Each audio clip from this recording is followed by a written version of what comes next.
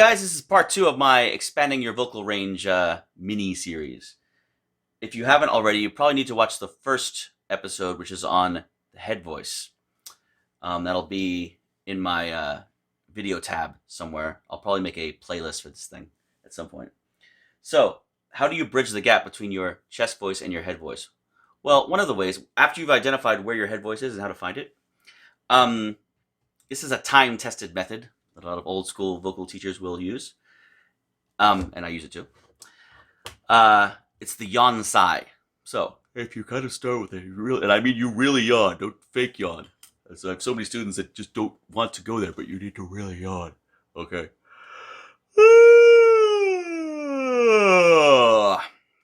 What I just did is I yawned from my head voice into my chest voice.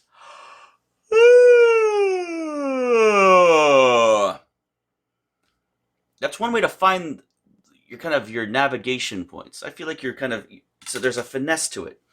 That is the counter example. That would be where you crack, right?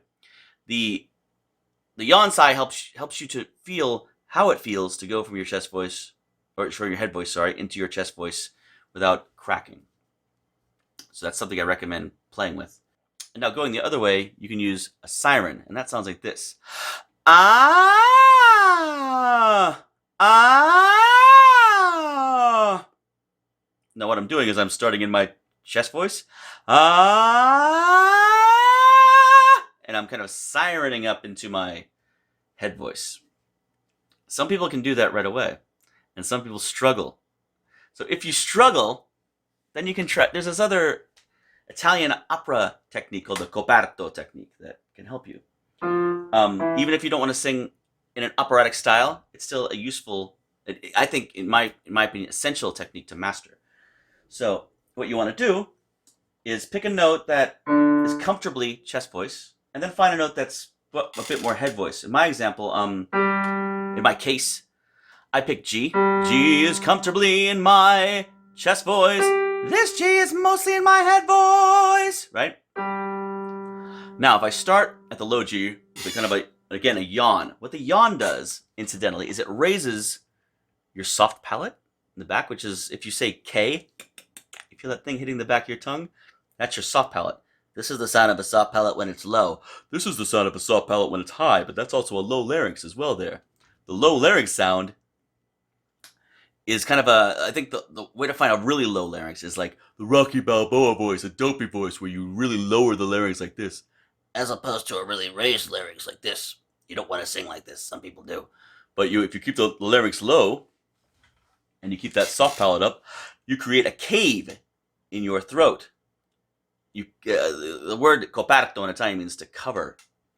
But I've heard it described as like a teacup back here, or maybe some people a golf ball or something that holds the throat open so you have a lot of space, right?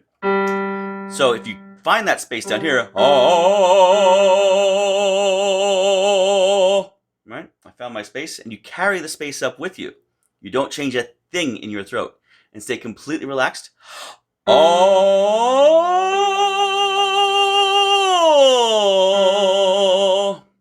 You can find a way to get into your... See, that's a head voice note for me, but it sounds full, right?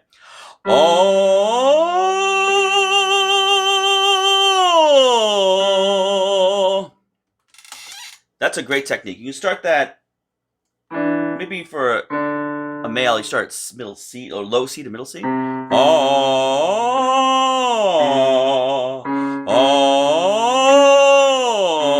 I kind of work you up into it.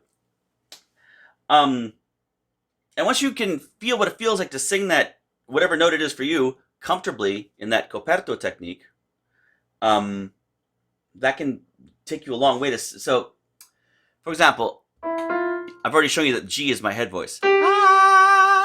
Right? I don't talk in this voice like this normally. Well, sometimes.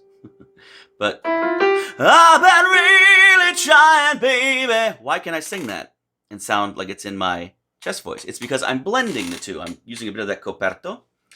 But I'm also not making it as dark. I've been really trying, baby. Right? I've really try, baby. I'm pulling it forward a bit.